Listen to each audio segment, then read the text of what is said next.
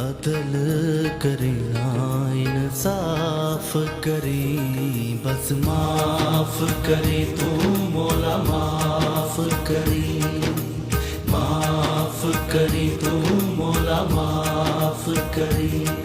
ना मैं अमल कमावा ना मैं फर्ज निभावा, पल्ले गुण कोई ना जदों सोचा शर्मावा।